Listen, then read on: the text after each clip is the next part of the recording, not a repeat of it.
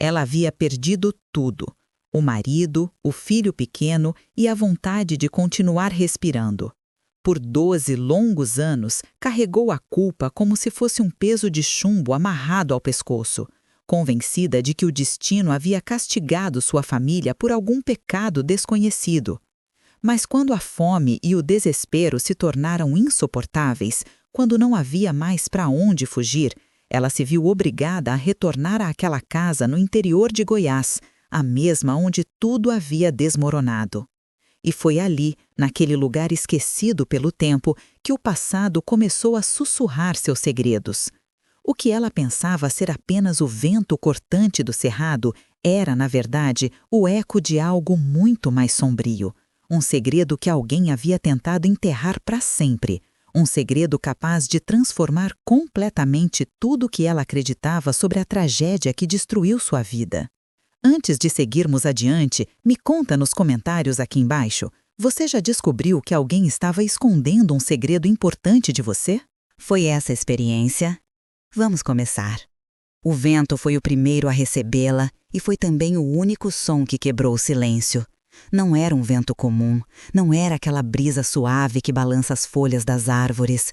Era um gemido prolongado, um sussurro carregado de tristeza que se infiltrava por cada fresta da madeira ressecada e parecia, de alguma forma impossível de explicar, conhecer seu nome.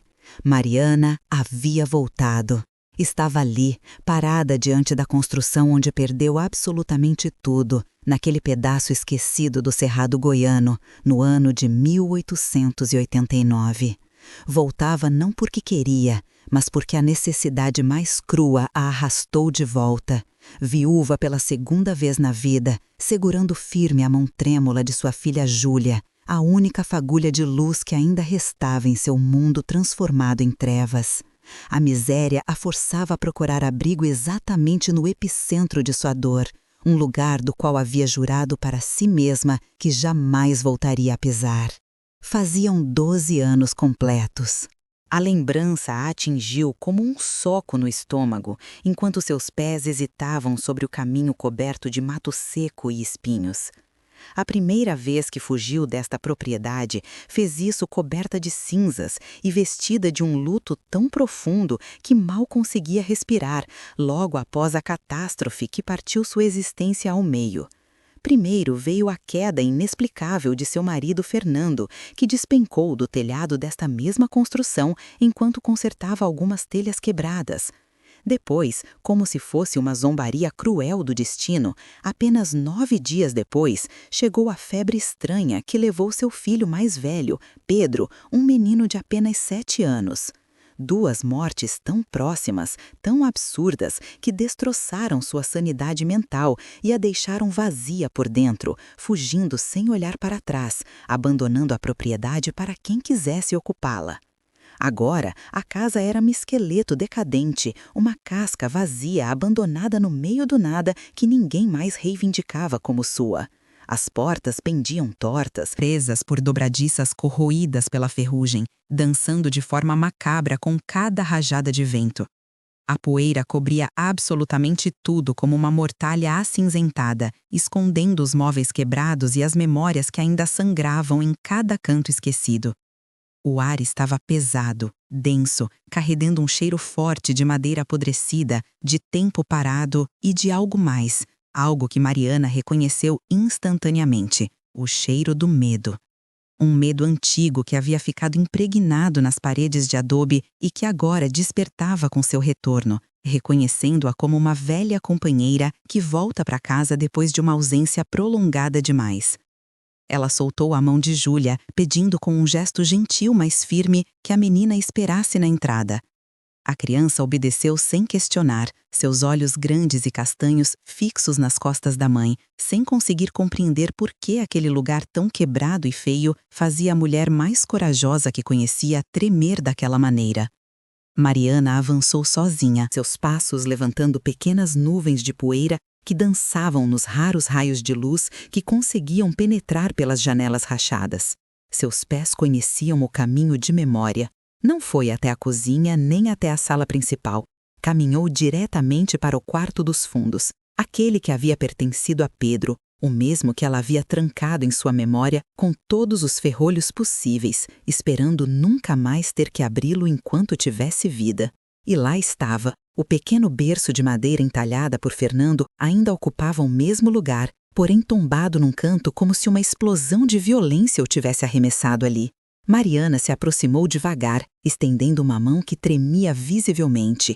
No momento em que seus dedos apenas roçaram a madeira polida pelo tempo, a dor de 12 anos represada e fermentada a golpeou com a força de um touro enfurecido. Seus joelhos cederam, ela despencou no chão de terra batida, abafando um grito sufocado no tecido de sua saia remendada, enquanto as lágrimas ardentes queimavam o pó acumulado em seu rosto. A dor era física, uma pressão esmagadora no peito que ameaçava parti-la novamente ao meio. Júlia observava do batente da porta, completamente imóvel. A menina não compreendia a profundidade daquela ferida antiga, mas entendia perfeitamente a linguagem universal do sofrimento de uma mãe. Mariana, sentindo o peso do olhar de sua filha, lutou desesperadamente para recuperar o fôlego. Limpou o rosto com fúria, engolindo o veneno amargo da recordação. Não podia se desmoronar completamente, não agora. Precisava ser forte por Júlia, a única razão pela qual ainda seguia respirando. A única razão pela qual havia reunido coragem suficiente para voltar a dormir sob o teto que havia esmagado sua alma. Endireitou as costas com esforço e se levantou, a poeira marcando seus joelhos através do vestido desgastado. Naquela noite, o verdadeiro terror começou de fato. Improvisaram uma cama usando alguns cobertores velhos no quarto principal, bem longe do berço tombado. Lá fora, o vento do cerrado uivava sem parar, como um animal perdido procurando uma entrada. Júlia, exausta pela longa viagem, adormeceu rapidamente, abraçada a uma boneca de pano surrada. Mariana, no entanto, permaneceu acordada, sentada contra a parede fria, vigiando as sombras que se moviam com a luz prateada da lua se filtrando pelas janelas quebradas. A casa rangia, se queixava, respirava ao seu redor, mas o vento era definitivamente a pior parte. Era um som constante que envolvia a construção e a isolava completamente do resto do mundo. Foi então que ela ouviu. Não foi um rangido normal da madeira velha, nem o assobio do ar nas telhas soltas. Foi algo completamente diferente. Entre o lamento constante do vento, ela ouviu com toda clareza uma voz. Era delicada, quase como de uma criança, um sussurro que parecia nascer e morrer na mesma rajada de ar. Mãe! Mariana se congelou no lugar. Seu coração deu um salto tão violento que ela sentiu um gosto metálico invadir sua boca. Prendeu a respiração, absolutamente certa de que havia imaginado aquilo, de que a dor estava pregando uma peça cruel em sua mente. Mas o vento soprou ainda mais forte. Desta vez, ela ouviu mais claramente. Mãe! Levantou-se num pulo, o terror percorrendo sua espinha como um arrepio gelado. Correu até Júlia e a sacudiu com delicadeza. Júlia, acorda! Você ouviu isso? Ouviu a voz? A menina abriu os olhos confusa e ainda sonolenta, negando com a cabeça. Só ouço o vento, mamãe. Está fazendo muito barulho. Mariana a abraçou com força, sentindo o corpo pequeno e quente contra o seu. Forçou-se a se acalmar. Era o luto, era o cansaço extremo, era o retorno a este lugar amaldiçoado que estava brincando com sua cabeça. Não havia nada ali de verdade. Eram apenas ela, sua filha e uma casa destroçada, repleta de lembranças dolorosas demais. Mas na noite seguinte, o sussurro retornou com ainda mais intensidade. Mariana já o esperava, acordada na escuridão com os nervos completamente à flor da pele. O vento aumentou logo depois da meia-noite e com ele veio a voz. Mãe, mãe! Desta vez foi impossível negar e vinha acompanhado de algo novo, uma batida rítmica, sutil, como se alguém estivesse batendo gentilmente com um dedo vindo de algum lugar impossível de localizar. Não eram galhos contra a parede externa, não era a porta solta balançando. O som vinha de dentro, de muito dentro da estrutura. Os dias se transformaram numa tortura de vigilância constante. O silêncio durante o dia era quase pior que os sussurros noturnos, porque na quietude absoluta, Mariana se sentia observada pela própria casa. Tentava reparar o irreparável, trazer a vida de volta a um lugar que parecia rejeitá-la ativamente. Pregava tábuas soltas sobre as rachaduras por onde o vento assobiava, mas o som do martelo se sentia oco, absorvido pelo adobe e pela desgraça acumulada. Esfregava o piso com um pano úmido, tentando apagar as manchas de 12 anos de abandono total, mas o cheiro de madeira podre e de tempo estagnado persistia, teimosamente, grudando em suas roupas e em seu cabelo. Cada tarefa era uma batalha contra o passado, e ela sentia que estava perdendo, que a casa simplesmente a tolerava, esperando pacientemente que a escuridão caísse novamente. Júlia, por sua parte, tentava ser criança num lugar que não tinha espaço algum para a infância. Brincava em silêncio na varanda, desenhando figuras na poeira acumulada, mas nunca se afastava muito do campo de visão de Mariana. A risada da menina, que antes era fácil e sonora, agora era escassa, sufocada pela atmosfera opressiva que dominava tudo. Mariana observava varrer como uma vassoura improvisada de gravetos, seu corpo pequeno se movendo com uma seriedade que não correspondia à sua idade, e o coração se apertava dolorosamente. Esta casa não estava apenas roubando sua paz, estava roubando a alegria de sua filha. E esse é um pecado que Mariana não tinha certeza se conseguiria perdoar. A culpa devorava viva durante aquelas horas de luz implacável do cerrado. O silêncio era uma tela em branco onde sua mente projetava seus piores medos e arrependimentos.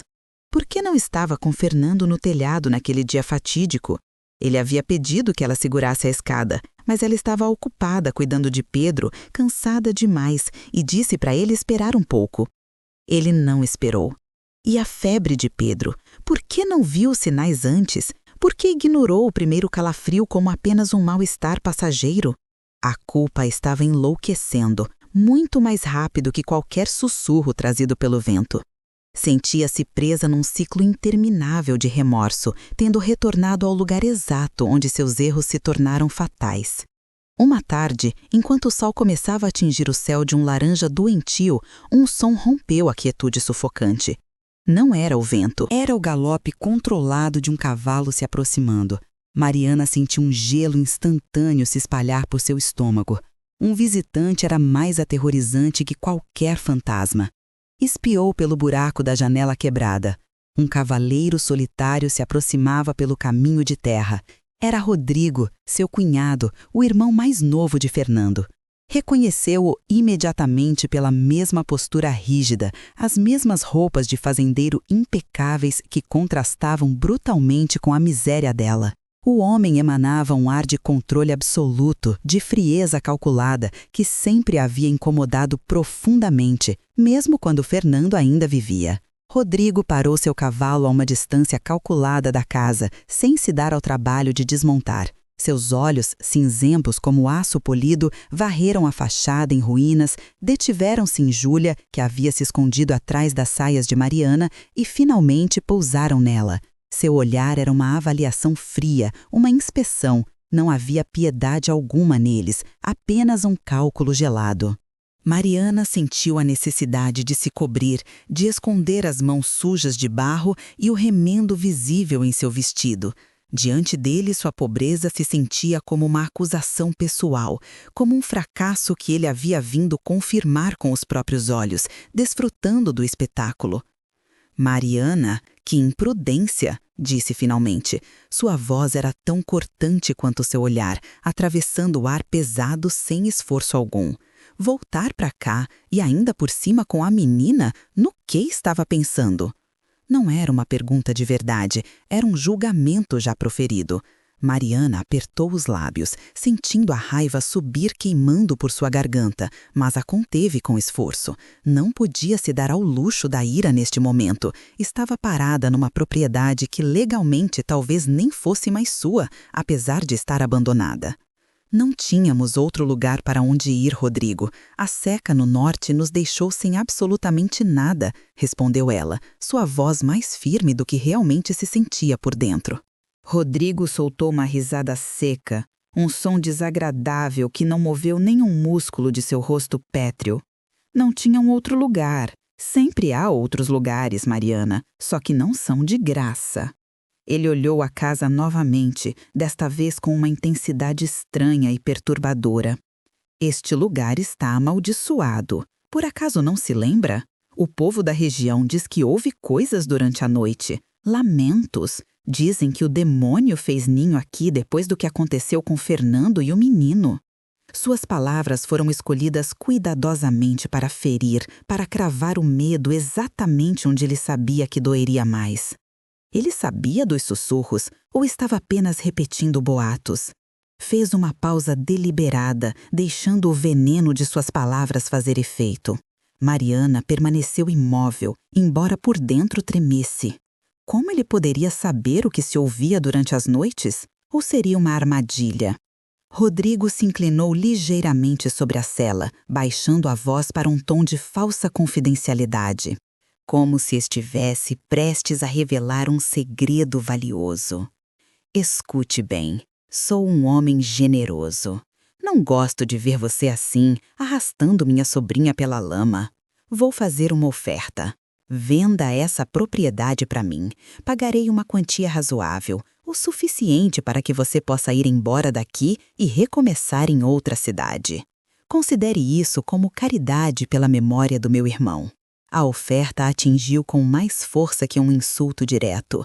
Vender a casa por uma quantia miserável. A mesma casa que ninguém reivindicava, a mesma que estava podre e supostamente amaldiçoada. De repente, o medo sobrenatural que havia sentido na escuridão recuou, substituído por uma suspeita fria e humana.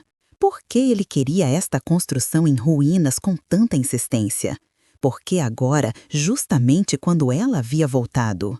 O que havia neste cascarão abandonado que Rodrigo, dono de quase todas as terras férteis da comarca, poderia desejar com tanto afinco? Não está à venda, Rodrigo, disse Mariana, surpreendendo a si mesma pela dureza em sua própria voz. É a única coisa que me resta de Fernando. A expressão de Rodrigo se obscureceu visivelmente. O aço em seus olhos se transformou em gelo puro e cortante. Você está cometendo um erro gravíssimo, Mariana. Um erro que vai se arrepender. Ele se endireitou na cela, puxando as rédeas com força. Pense bem no que estou oferecendo. É pelo bem da sua filha. A ameaça velada ficou flutuando no ar, mais pesada e real que qualquer sussurro trazido pelo vento. Deu meia volta com seu cavalo e partiu no mesmo galope controlado com que chegara, deixando apenas uma nuvem de poeira vermelha para trás. A poeira levantada pelo cavalo de Rodrigo demorou uma eternidade para se assentar completamente. Mariana ficou parada na varanda, tremendo, mas já não apenas de medo. Era uma raiva gelada, uma indignação profunda que queimava seu estômago. Rodrigo não só não a havia ajudado em 12 anos inteiros, como agora aparecia para ameaçá-la, para expulsá-la do pouco que lhe restava. A caridade de sua oferta era um insulto embrulhado em desprezo calculado, e sua insistência por uma casa destruída não fazia sentido algum, a menos que as ruínas escondessem algo de valor real, ou a menos que sua presença ali, a presença de Mariana, representasse uma ameaça para ele de alguma forma. A suspeita era uma semente amarga que acabava de criar raízes profundas em sua mente. Júlia saiu de seu esconderijo e se agarrou firmemente à saia da mãe, olhando fixamente o caminho por onde o homem havia desaparecido. "Mamãe, aquele homem é muito mau", sussurrou a menina, sua voz captando perfeitamente a tensão que o adulto havia deixado para trás. Mariana a ergueu nos braços, beijando seus cabelos cheios de poeira do cerrado. "Você não precisa ter medo, minha vida. Ele não vai nos machucar." Mas enquanto dizia isso, Mariana sabia que era uma mentira necessária. Rodrigo era um perigo real, tangível, um lobo vestido de fazendeiro que circulava a propriedade, esperando um momento certo para atacar. Agora, ela não lutava apenas contra os fantasmas de seu passado. Lutava contra um inimigo de carne e osso que cobiçava sua dor e sua ruína. Naquela noite, a atmosfera dentro da casa mudou drasticamente. O medo do sobrenatural continuava presente, mas agora competia com a ansiedade do perigo humano. Cada rangido da madeira velha, cada golpe do vento nas paredes, fazia Mariana saltar, pensando que era Rodrigo retornando sobre o manto da escuridão.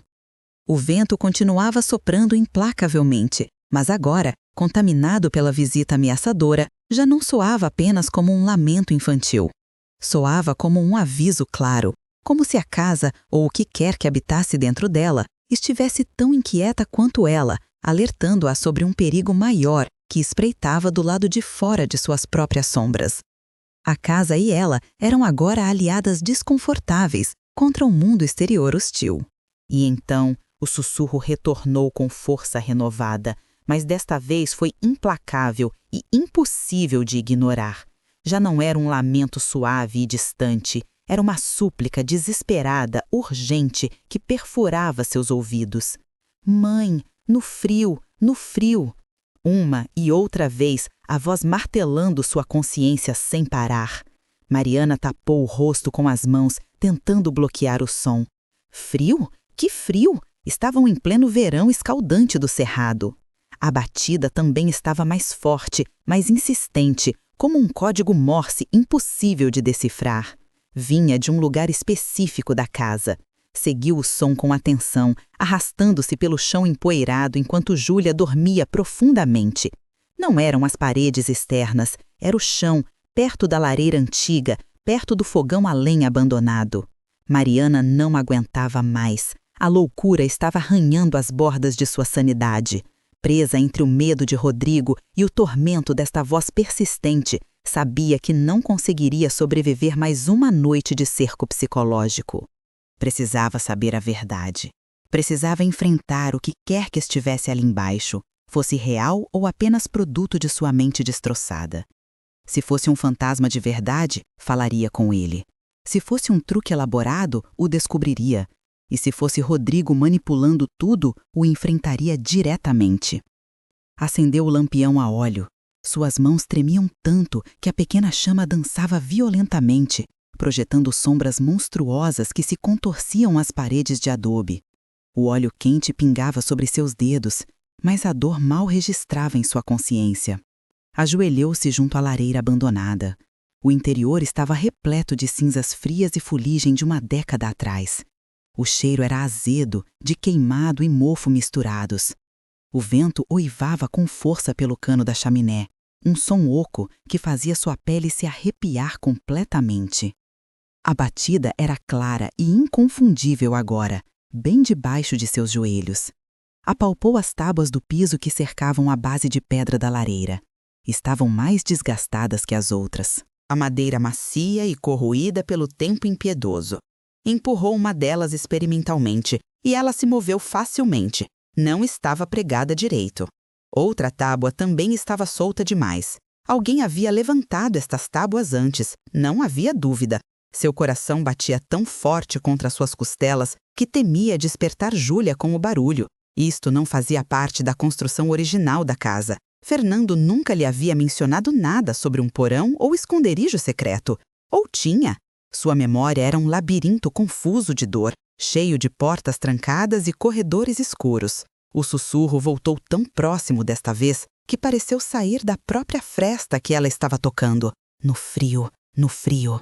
Com um movimento brusco e determinado, enfiou a ponta de uma faca de cozinha enferrujada que carregava no avental na abertura entre as tábuas. Fez a alavanca com toda a força que o desespero lhe concedia. A madeira antiga protestou com um gemido agudo, como um animal sendo ferido mortalmente. A tábua cedeu de uma vez, depois outra e mais outra. O cheiro que subiu do buraco aberto quase a fez vomitar violentamente.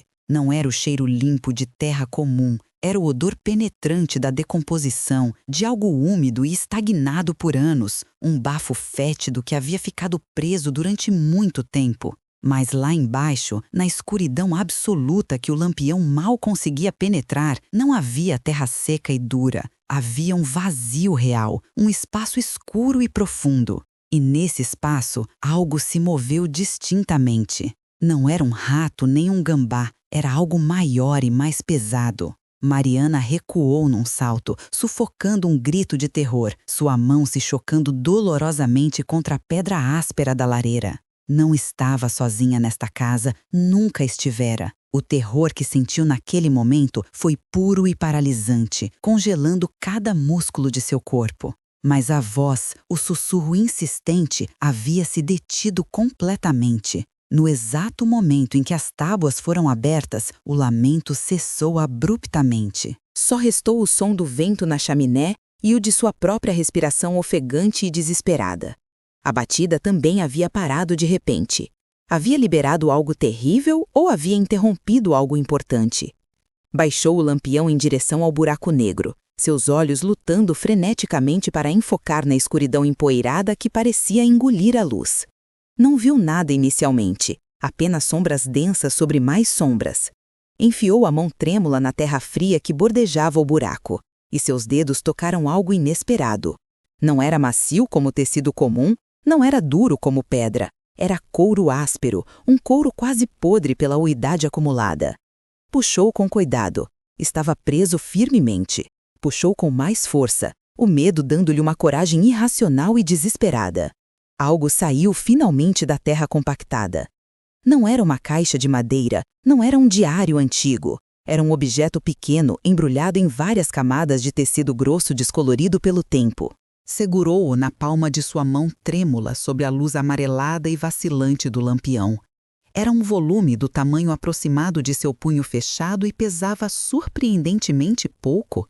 Mariana ficou completamente imóvel, olhando fixamente o embrulho em sua mão. Estava coberto de terra vermelha e cheirava intensamente a mofo, a tempo enterrado e esquecido. Pesava quase nada, o que tornava tudo ainda mais perturbador. Por um momento aterrorizante, o medo do que o pacote continha foi maior que o medo dos sussurros noturnos. Que tipo de segredo a terra sob seu lar guardava com tanto zelo? Era um amuleto de proteção contra o mal ou era a própria fonte do mal que habitava ali? Júlia tossiu levemente enquanto dormia. Um som pequeno, mas real, que atravessou o pânico de Mariana como uma faca afiada. A trouxe de volta à realidade. Estava fazendo isto por ela, por Júlia, por seu futuro incerto. Não importava o que encontrasse dentro daquele embrulho misterioso, seria melhor que a incerteza sufocante que as estava afogando lentamente. Com um suspiro trêmulo que saiu do fundo de sua alma, levou o embrulho e o lampião até a mesa quebrada. Com dedos que mal obedeciam seus comandos, começou a desembrulhar o tecido grosso cuidadosamente. O pano estava apodrecido, desfazendo-se a um mínimo toque, grudado pela umidade e pelos longos anos esquecido. Era um trabalho delicado e angustiante, mais difícil que abrir um túmulo antigo. Cada camada que removia parecia liberar mais cheiro de terra fria e morte. Esperava encontrar qualquer coisa, um cacho de cabelos infantis, um dente de leite guardado, uma medalha religiosa oxidada, algo que confirmasse a presença de um túmulo infantil secreto. Seu coração palpitava com uma antecipação quase doentia. A casa estava num silêncio absoluto e pesado agora. Até mesmo o vento parecia ter se detido completamente, prendendo o fôlego junto com ela, esperando ansiosamente para ver que segredo havia sido guardado tão zelosamente por tanto tempo. Finalmente, depois de minutos que pareceram horas, o último pedaço de tecido se soltou e caiu. Dentro não havia um tesouro brilhante, nem um horror indescritível. Havia duas coisas simples, mas devastadoras. A primeira era um apito pequeno, um simples apito de bambu, daqueles que os camponeses entalham para seus filhos nas tardes ociosas de domingo. Estava manchado de terra vermelha, mas intacto e funcional. Mariana o reconheceu instantaneamente e sentiu como se tivessem arrancado o ar de seus pulmões com um golpe brutal. Fernando. Fernando costumava entalhar estes apitos para Pedro com suas mãos habilidosas. Tinha mãos de artesão, mãos que transformavam madeira e bambu em brinquedos mágicos, em promessas de felicidade. Pedro os adorava completamente, corria pelo quintal soprando até ficar tonto e sem ar. Junto ao apito havia um pedaço de papel amarelado, que estava dobrado várias vezes sobre si mesmo e a umidade extrema o havia transformado numa massa frágil que ameaçava se desintegrar a qualquer momento. Era um milagre impressionante que não tivesse virado pó completamente. Com um cuidado infinito, usando a ponta da faca enferrujada como ferramenta, Mariana o desdobrou lentamente sobre a mesa de madeira rachada. A luz fraca do lampião iluminou as marcas de grafite borradas e quase ilegíveis pelo tempo. Mas não era a caligrafia elegante e firme de Fernando que ela conhecia tão bem. Eram letras grandes e desajeitadas, inclinadas irregularmente, traçadas com a mão insegura de uma criança que mal está aprendendo a dominar o lápis grosso. Era a letra inconfundível de Pedro. Um frio que não tinha absolutamente nada a ver com o vento gelado percorreu sua coluna vertebral de cima a baixo. Levou vários minutos angustiantes decifrando as poucas palavras escritas. Sua visão se turvava constantemente pelas lágrimas que não sabia que estava derramando livremente. Para o vento me cantar quando eu durmo. Leu a frase uma e outra vez compulsivamente, sem entender completamente o significado. E então, numa linha mais abaixo, com letras ainda mais tortas e infantis, papai colocou na parede para mim. Mariana sentiu que o chão sólido da casa desaparecia completamente sob seus pés. Agarrou-se desesperadamente à mesa, a vertigem ameaçando derrubá-la sem piedade. Papai colocou na parede. O vento persistente, o sussurro constante, a lareira antiga. De repente, tudo se encaixou com uma claridade brutal e absolutamente devastadora em sua mente. O sussurro aterrorizante não era um fantasma real, não era a alma penada de seu filho voltando do além. Era isto aqui, este apito simples de bambu. Fernando, num gesto de amor infinito e tocante, deve ter encontrado uma fresta perfeita no cano da chaminé, um lugar estratégico onde o vento forte do cerrado, ao se canalizar adequadamente, produziria um som melodioso, um arrulo mecânico constante, uma canção de ninar perpétua para que seu filho nunca se sentisse sozinho na escuridão assustadora da noite. O mãe que ela ouvia com tanto terror não era uma palavra sendo pronunciada de verdade, era o tom agudo do bambu sendo modulado pela força variável do vento, um som que sua mente, completamente quebrada pela dor insuportável e predisposta pelo lugar amaldiçoado, havia interpretado desesperadamente como a única palavra que ansiava ouvir mais que qualquer outra coisa no mundo. E a batida rítmica, o golpeteio persistente que a havia aterrorizado noite após noite. Certamente era o mesmo apito pendurado de um fio resistente ou encaixado de tal maneira engenhosa que, com as rajadas mais fortes de vento, batia suavemente contra a pedra áspera ou o adobe da chaminé antiga. Não era um chamado desesperado do além, era um jogo inocente, um segredo precioso entre um pai amoroso e um filho. Um mecanismo engenhoso de amor que havia sobrevivido milagrosamente à morte, transformando-se ironicamente na fonte principal de seu terror paralisante. Durante 12 longos anos de solidão, o vento implacável não havia lamentado a tragédia terrível que destroçou sua família. Havia simplesmente seguido cantando fielmente a canção de ninar que Fernando havia ensinado com tanto carinho e dedicação. Mariana se derrubou completamente no chão duro, mas desta vez foi diferente de todas as outras. Não foi o golpe seco e doloroso do luto insuportável, foi uma liberação catártica, um soluço profundo que se transformou numa risada sufocada e dolorosa ao mesmo tempo. Havia estado apavorada durante anos por causa de um brinquedo infantil, havia fugido aterrorizada de uma canção de ninar amorosa. A maldição terrível da casa, a presença maligna que Rodrigo usava cinicamente para ameaçá-la e expulsá-la, era simplesmente a prova mais pura e tocante do amor inabalável de seu marido. Levou o apito de bambu aos lábios trêmulos, mas não soprou dentro dele.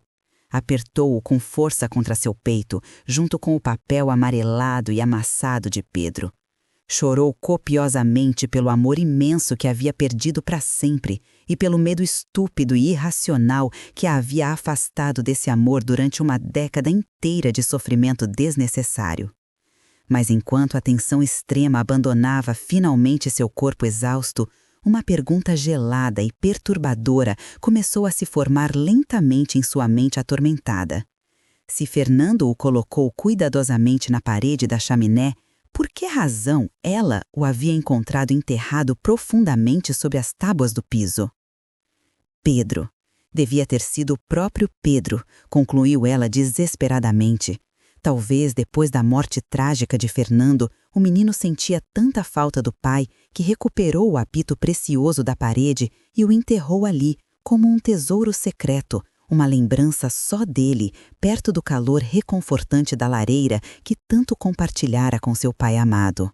Sim, essa devia ser a explicação lógica. Era a única que fazia algum sentido. Agarrou-se firmemente a essa ideia porque a alternativa era sombria demais, escura demais para sequer contemplar seriamente. Sentiu-se finalmente liberada de um peso terrível. Pela primeira vez em 12 anos intermináveis, o ar pesado da casa não se sentia sufocante e opressor. O vento continuava soprando lá fora com sua força habitual, mas agora que finalmente entendia sua linguagem secreta, já não representava uma ameaça aterrorizante. Era simplesmente um eco, uma recordação melancólica.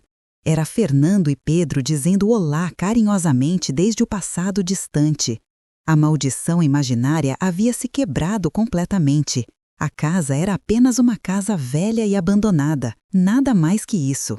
Limpou as lágrimas do rosto com raiva de si mesma, sentindo uma força completamente nova crescendo dentro de seu peito.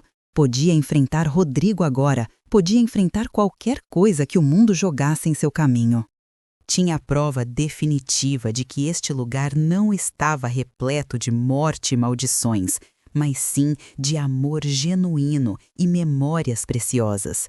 Estava completamente equivocada sobre tudo. A verdadeira maldição, o verdadeiro horror, apenas começava a se revelar em toda a sua dimensão aterradora. Ei, se você está gostando dessa história e quer descobrir o que realmente aconteceu naquela casa, não esquece de se inscrever no canal e ativar o sininho das notificações. E me conta uma coisa. Você já teve que voltar a um lugar do seu passado que trazia memórias dolorosas? Como foi essa experiência? Compartilhe a sua história aqui nos comentários. Adoro ler cada uma delas e saber que não estamos sozinhos nessas jornadas difíceis da vida. Todas as mentiras e todo o horror que aquele lugar havia guardado por tanto tempo. A fumaça negra subia em espirais grossas contra o céu azul do cerrado, visível a quilômetros de distância. Um sinal inequívoco de que algo monumental estava acontecendo naquele pedaço esquecido de terra. Atrás delas, Rodrigo finalmente conseguiu sair completamente da casa em chamas, rolando pelo chão para apagar as faíscas que haviam grudado em suas roupas caras. Levantou-se furioso, coberto de cinzas e fuligem, observando impotente enquanto Mariana e Júlia desapareciam pela curva da estrada empoeirada. Montou em seu cavalo que havia amarrado a uma distância segura e considerou persegui-las imediatamente. Mas a fumaça já estava atraindo atenção. Podia ver ao longe alguns camponeses correndo em direção ao incêndio, curiosos e preocupados. Não podia simplesmente matá-las agora. Não na frente de testemunhas. Teria que ser mais inteligente, mais calculista. Rodrigo galopou em direção oposta, sua mente trabalhando freneticamente em como controlar a situação que rapidamente escapava de suas mãos. Ele era um homem poderoso na região, dono de terras, respeitado pelos comerciantes locais. Tinha conexões, tinha dinheiro, tinha influência. A palavra de uma viúva pobre coberta de fuligem contra a dele? Ele ainda podia vencer essa batalha, convenceu-se a si mesmo enquanto cavalgava. Mariana e Júlia caminharam por quase 2 horas sob o sol escaldante antes de finalmente avistar as primeiras casas do povoado de Santa Rita da Esperança. Era um lugar pequeno, com talvez 200 almas vivendo ali, a maioria agricultores pobres e pequenos comerciantes. A Igreja Católica dominava a praça central, sua torre branca brilhando intensamente sobre o sol. Ao lado ficava a casa do juiz municipal, o doutor Augusto Mendes, um homem de meia idade conhecido por sua rigidez moral e sua dedicação à lei. Mariana bateu insistentemente na porta pesada de madeira, seu coração ainda disparado, as mãos ainda tremendo segurando os documentos preciosos, como se sua vida dependesse deles. E de fato dependia. Uma empregada idosa abriu a porta, assustando-se visivelmente ao ver o estado de Mariana, completamente coberta de fuligem negra, com a roupa rasgada e suja, segurando uma menina pequena igualmente assustada. "Preciso falar com o Dr. Augusto imediatamente", disse Mariana com urgência, sua voz rouca pela fumaça inalada. "É uma questão de vida ou morte. É sobre assassinato." A palavra funcionou como mágica.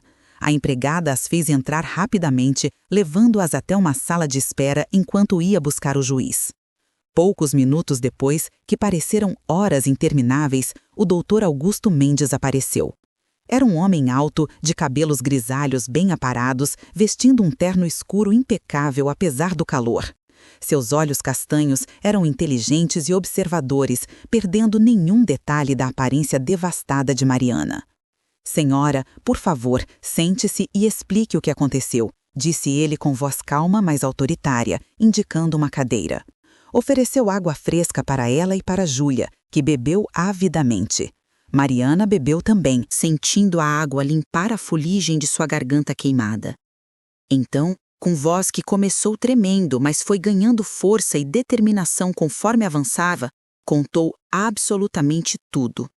Contou sobre a morte de Fernando 12 anos atrás, sobre a febre misteriosa que levou Pedro, sobre sua fuga aterrorizada da casa supostamente amaldiçoada. Contou sobre seu retorno forçado pela pobreza extrema, os sussurros noturnos que aterrorizaram, a descoberta do apito de bambu e da nota de Pedro.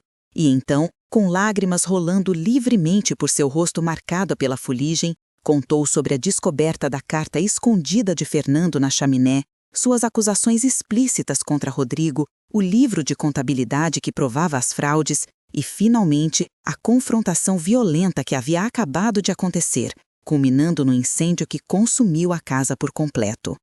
Colocou cuidadosamente a carta amarelada e o livro pesado de contabilidade sobre a mesa de mogno polido do juiz. O Dr. Augusto pegou a carta com cuidado reverente, ajustando seus óculos de leitura e começou a ler em silêncio absoluto. Seu rosto, inicialmente cético, foi gradualmente se transformando conforme absorvia o conteúdo devastador. Quando terminou de ler, suas mãos tremiam visivelmente. Abriu o livro de contabilidade, folheando as páginas densamente escritas com números, datas, nomes de propriedades e agricultores. "Meu Deus!", murmurou ele finalmente, sua voz carregada de choque genuíno. Isto é explosivo. Se tudo isso for verdade, e pela letra de Fernando que reconheço de documentos anteriores parece ser autêntico, estamos falando de fraude sistemática em grande escala, desvio de recursos hídricos e... Ele pausou, olhando diretamente nos olhos de Mariana. Duplo homicídio premeditado, assassinato do próprio irmão e de uma criança inocente. "É tudo verdade, Dr. Augusto", disse Mariana com firmeza, sua voz não falhando mais. "Rodrigo confessou tudo para mim hoje, pensando que poderia me matar e destruir as provas. Ele admitiu ter matado Fernando porque meu marido descobriu suas fraudes e ia denunciá-lo. E admitiu ter envenenado meu filho Pedro para garantir que eu fugisse apavorada e nunca mais voltasse, deixando a propriedade e as provas para trás." O juiz ficou em silêncio por longos momentos, processando a enormidade do que acabara de ouvir. Finalmente levantou-se, sua decisão tomada. "Senhora Mariana, vou emitir imediatamente o mandado de prisão contra Rodrigo Tavares da Silva. Vou enviar meus oficiais para prendê-lo hoje mesmo. Estas provas são suficientes para abrir um processo criminal completo." Ele pausou, olhando para ela com uma mistura de respeito e compaixão. A senhora foi extremamente corajosa ao voltar àquela casa e descobrir a verdade. Muitos teriam simplesmente aceitado o destino e seguido em frente. Mariana sentiu as lágrimas voltarem, mas desta vez eram lágrimas de alívio misturado com a dor que ainda não havia cicatrizado completamente. Eu carreguei a culpa por 12 anos, doutor. Pensei que tinha falhado como esposa e mãe. Agora sei que fui vítima de um monstro. O juiz chamou seus 2 oficiais de justiça, homens fortes e armados, e lhes deu ordens precisas para localizar e prender Rodrigo imediatamente, usando força se necessário. Os homens saíram rapidamente, compreendendo a gravidade da situação. A senhora e sua filha ficarão sob minha proteção até que Rodrigo esteja preso, declarou o doutor Augusto. Não posso arriscar que ele tente algo contra vocês. Providenciou um quarto na própria casa para que Mariana e Júlia pudessem descansar, se lavar e comer algo decente. Pela primeira vez em dias, Mariana sentiu que podia finalmente respirar sem o peso esmagador do medo constante. Enquanto isso, Rodrigo havia voltado para sua fazenda grande e bem cuidada nos arredores do povoado. Trocou de roupa rapidamente, queimando as roupas manchadas de fuligem que o incriminavam. Sua mente trabalhava freneticamente. Mariana tinha as provas, mas ele tinha poder e dinheiro. Podia subornar testemunhas, podia contratar os melhores advogados da capital, podia fazer com que ela parecesse uma louca traumatizada, inventando histórias por desespero e miséria. Estava considerando suas opções quando ouviu o galope de cavalo se aproximando rapidamente. Olhou pela janela e seu coração afundou. Eram os oficiais do juiz, acompanhados por 4 homens armados extras. Vieram preparados para a resistência. Rodrigo considerou fugir pela porta dos fundos, mas sabia que seria inútil. Para onde iria? Era conhecido demais na região. Não, tinha que enfrentar isso, confiar em sua influência e seu dinheiro para sair dessa situação impossível. Abriu a porta antes que batessem, adotando uma expressão de confusão calculada. Oficiais, a que devo esta visita inesperada? Perguntou com falsa cordialidade. O oficial mais velho, um homem grisalho de bigode espesso chamado Capitão Torres, não perdeu tempo com cortesias. Rodrigo Tavares da Silva está preso por ordem do Dr. Augusto Mendes, sob acusação de duplo homicídio premeditado, fraude documental e desvio de recursos hídricos. Precisa vir conosco imediatamente. A máscara de Rodrigo escorregou momentaneamente, revelando a fúria e o pânico por baixo. Isto é um absurdo completo. Baseado em quê? Na palavra de uma viúva maluca? O capitão Torres se aproximou, sua mão repousando no revólver em seu cinto. Baseado em provas documentais, escritas pela vítima, senhor. O falecido Fernando deixou uma carta detalhada e um livro de contabilidade incriminador. Agora, o senhor vem pacificamente ou temos que usar força? Rodrigo sabia que estava encurralado. Resistir apenas pioraria sua situação legal. Precisava de tempo para pensar, para planejar sua defesa. Vou cooperar totalmente, capitão. Isto é claramente um mal-entendido que será esclarecido rapidamente. Permitiu que colocassem algemas pesadas em seus pulsos, algo que nunca havia imaginado acontecer com ele. Enquanto era escoltado até o cavalo, olhou para sua fazenda, sua propriedade, tudo pelo qual havia mentido, roubado e matado. Talvez tivesse valido a pena, pensou amargamente. Ou talvez tivesse sido o maior erro de sua vida, subestimar a determinação de uma mãe em busca de justiça para seus filhos mortos. O julgamento de Rodrigo começou 6 semanas depois, tornando-se o evento mais significativo que Santa Rita da Esperança havia testemunhado em décadas. Pessoas vieram de povoados vizinhos para assistir, enchendo completamente a pequena sala do tribunal improvisada na igreja local. A história havia se espalhado como fogo. O fazendeiro rico e respeitado, acusado de assassinar o próprio irmão e sobrinho por ganância. Era o tipo de escândalo que alimentaria conversas por gerações. Mariana testemunhou por quase 3 horas, sua voz firme e clara, contando cada detalhe desde o início. Apresentou a carta de Fernando, que foi lida em voz alta para toda a corte lotada, provocando murmúrios chocados e exclamações de horror.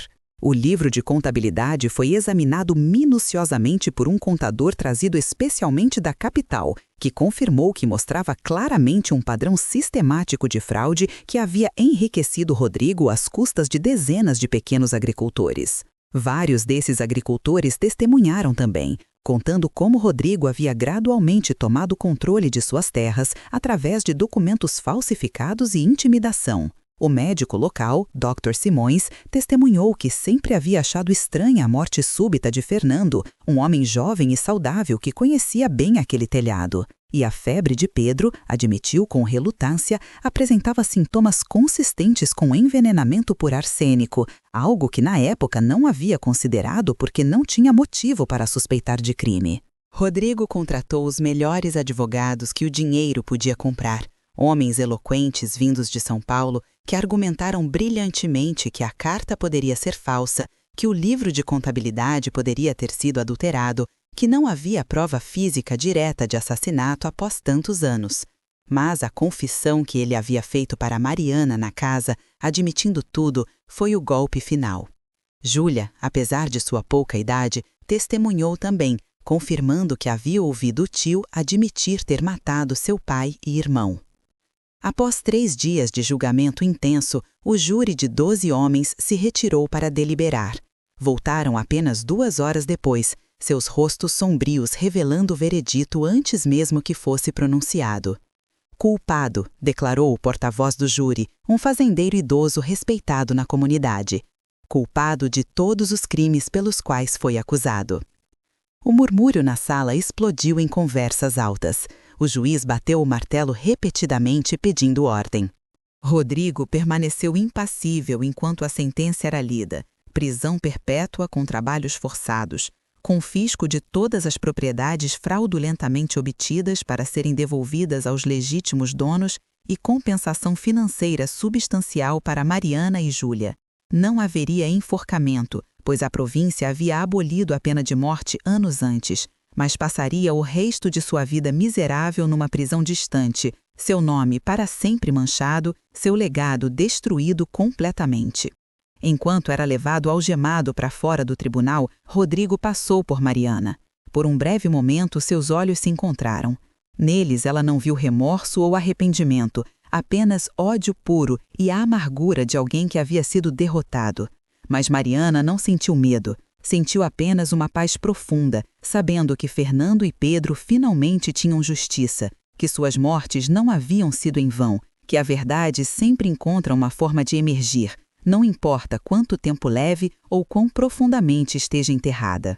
Nos meses seguintes, Mariana usou parte da compensação financeira para reconstruir uma vida digna para ela e Júlia. Não voltou para aquela terra onde tanta dor havia acontecido.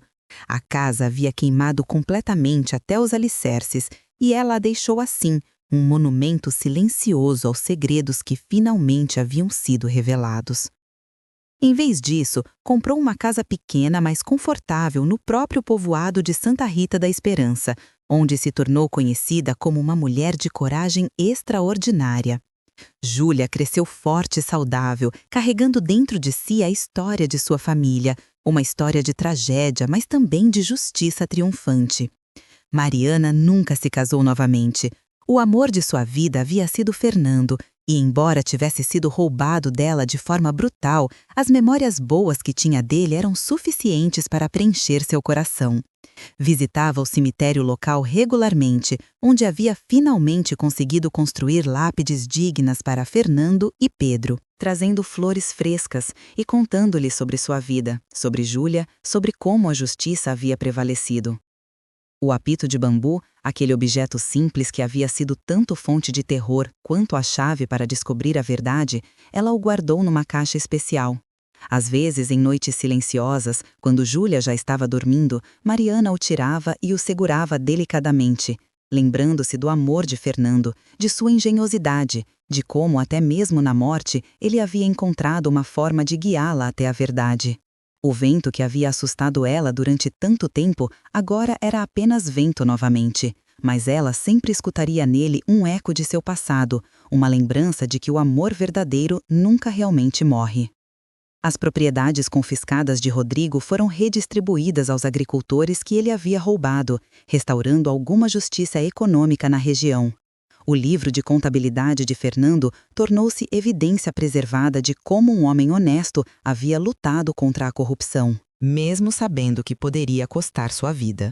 Professores locais começaram a contar sua história para as crianças como exemplo de integridade e coragem. Quanto a Rodrigo, passou seus anos finais numa prisão fria e úmida, longe de tudo que conhecia, realizando trabalho duro sob vigilância constante. Nunca expressou arrependimento genuíno, mas sua arrogância gradualmente deu lugar a uma amargura quieta, enquanto a realidade de suas escolhas o consumia lentamente. Morreu sozinho e esquecido 15 anos depois, um contraste brutal com o homem poderoso que um dia fora. Mariana viveu até uma idade avançada, vendo Júlia se casar e ter seus próprios filhos. Seus netos cresceram ouvindo a história de como sua avó corajosa havia desafiado um homem poderoso e perigoso para revelar a verdade, como havia transformado o medo em força, como havia honrado a memória daqueles que amava, buscando justiça incansavelmente. E quando Mariana finalmente fechou os olhos pela última vez, rodeada por família que a amava, partiu em paz, sabendo que havia cumprido a promessa silenciosa que fizera a Fernando e Pedro naquela casa em ruínas. A verdade seria conhecida, a justiça seria feita, e eles nunca seriam esquecidos. A casa nunca foi reconstruída. O terreno permaneceu vazio e, com o tempo, a natureza o reclamou, cobrindo as fundações queimadas com grama e flores silvestres. Mas as pessoas da região ainda falam sobre aquele lugar, não como um local amaldiçoado, mas como um testemunho do poder da verdade e da determinação de uma mulher que se recusou a deixar que os crimes contra a sua família permanecessem ocultos. E em noites de vento forte, alguns dizem ainda poder ouvir um som suave, como um apito distante, não como um lamento, mas como uma canção de ninar, um lembrete de que o amor persiste além da morte, além do tempo, além de todas as trevas que tentam apagá-lo. E assim termina esta história de mistério, tragédia e justiça final. Se você ficou comovido com a jornada de Mariana, não esquece de se inscrever no canal para mais histórias emocionantes como esta. E agora quero ouvir você. Alguma vez você descobriu uma verdade sobre o passado que mudou completamente sua compreensão de algo importante? Como foi lidar com essa revelação? Conta sua história nos comentários aqui embaixo. Sua experiência pode ajudar alguém que está passando por algo parecido. Somos uma comunidade aqui e suas histórias importam muito para todos nós. O que você aprendeu com a história de Mariana? Que às vezes a maior coragem não é não ter medo, mas seguir em frente apesar dele? Que a verdade, não importa quão profundamente enterrada, sempre encontra um caminho para a luz? Compartilhe suas reflexões nos comentários. Vamos criar uma conversa significativa juntos. E se você conhece alguém que precisa ouvir uma história sobre encontrar força na adversidade, compartilhe este vídeo com essa pessoa. Às vezes, as histórias certas chegam exatamente no momento certo. Muito obrigado por assistir até o final. Até a próxima história. E lembra, sua coragem pode ser maior do que você imagina.